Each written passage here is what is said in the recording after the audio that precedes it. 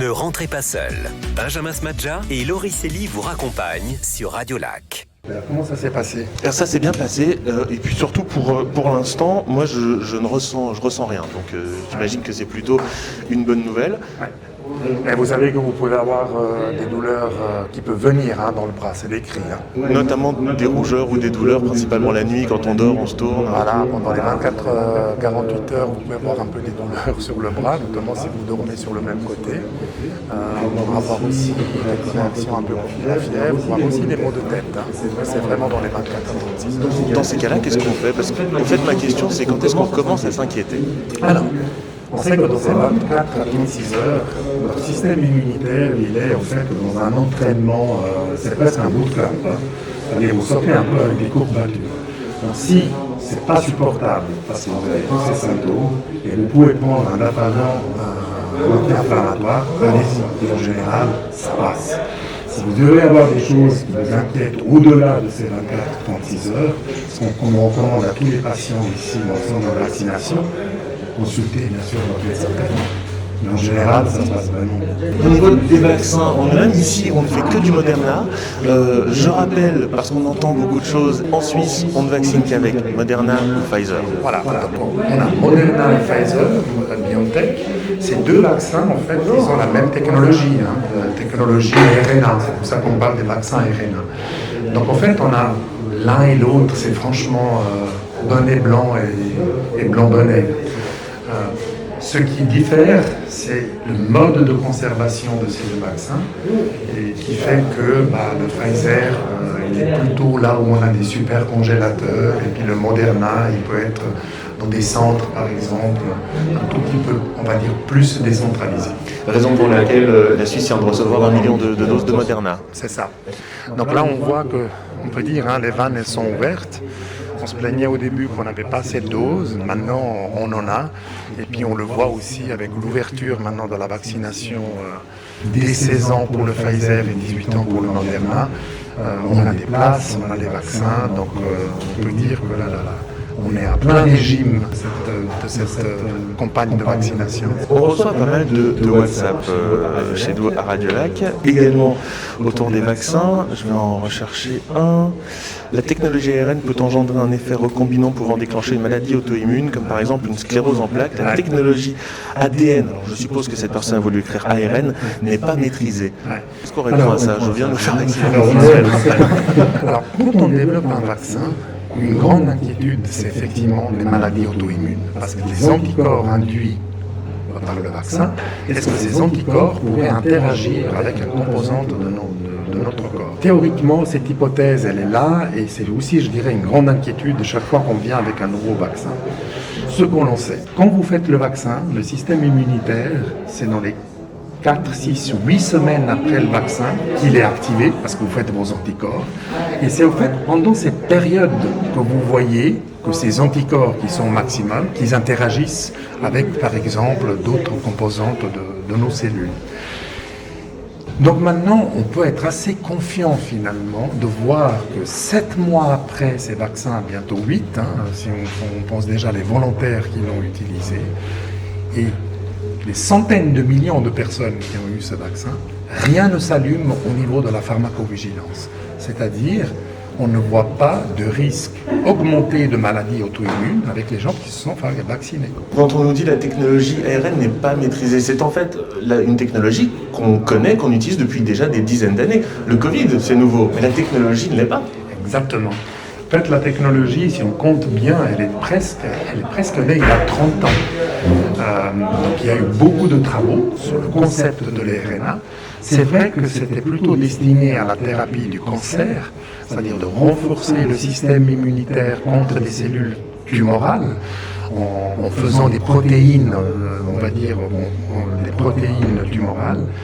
Et là, ce qu'on a vu, c'est que cette technologie, qui a quand même pas mal avancé en fait, ces dernières 15, 20 ans, avec le Covid, comme on dit, toutes les boîtes pharmaceutiques, ils ont sorti un peu toutes les armes de leur poudrière.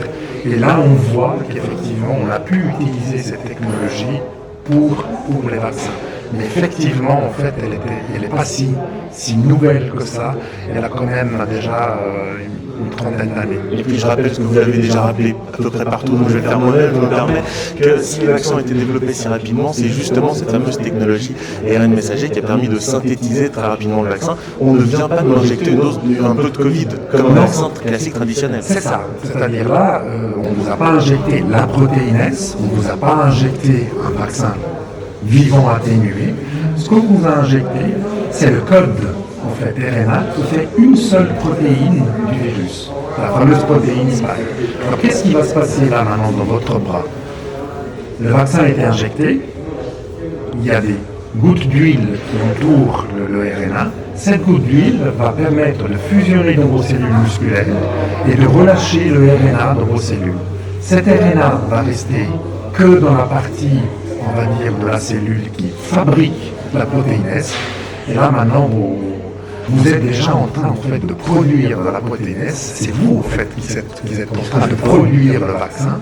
Et ceci, vous allez le faire pendant 48 heures. En fait, on a stabilisé cet ARN pendant 48 heures, qui ne sont pas digérés en 2 heures, mais en 48. Et pendant 48 heures, vous allez fabriquer de la protéine S, et votre système immunitaire va reconnaître une protéine étrangère et faire les anticorps. Pourquoi il y a besoin de 2 doses alors? On ne peut pas faire ça d'un coup? Alors, les études nous ont montré aussi qu'on a besoin de 2 doses, comme on appelle, pour faire le vrai priming. N'oublions pas qu'on n'injecte pas le virus entier, on n'injecte qu'une partie du code qui fabrique de la protéine. Et des fois, comme pour tous les autres vaccins inactivés finalement, le système immunitaire, même si on essaie un peu de le flouer, il a besoin quand même d'un petit rappel. Et là, on a vu avec les études, première dose, efficacité 50-60% après 2 semaines, mais on a quand même vu que 10 à 15 jours après la deuxième dose, vous avez une efficacité de 94-95%. C'est énorme.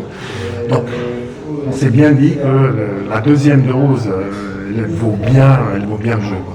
Justement, cette deuxième dose, d'un mot, c'est là où on entend des effets secondaires assez forts. On entend 40 degrés de fièvre pendant 24-48 heures. Je repose finalement ma première question. Quand est-ce qu'il faut commencer à s'inquiéter? Moi, si j'ai 40 degrés de fièvre, c'est beaucoup. Oui. Pendant 48 heures, non, je vais me dire, il y a un problème. Ouais. Alors, si vous avez un 39-40 de fièvre dans les 36, 24 à 48 heures suivant le vaccin, vous pouvez dire c'est vraiment ça.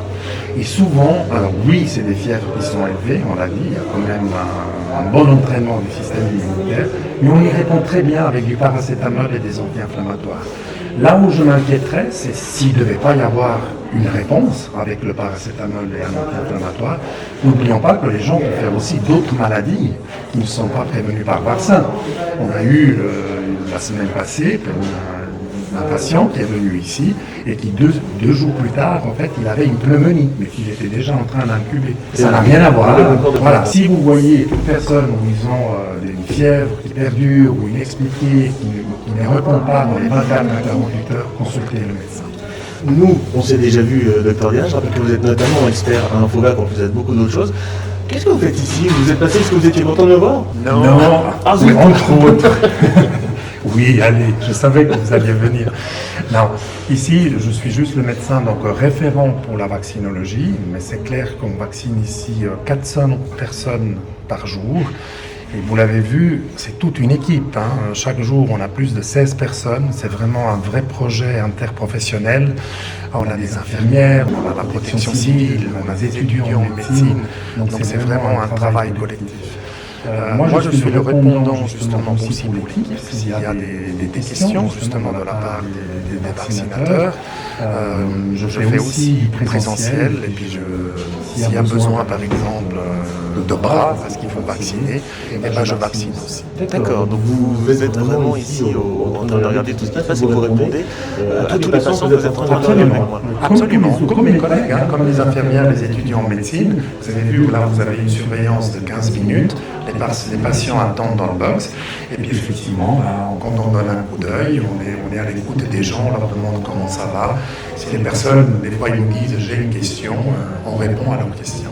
Est-ce qu'il y a beaucoup d'annulations? Je vais vous dire, l'analogie, je l'ai fait avec les États-Unis. Beaucoup de gens font leur première dose, puis ils ne viennent même plus pour la deuxième. Ça se passe comment chez nous? On voit des gens qui ne se présentent pas forcément à leur rendez-vous.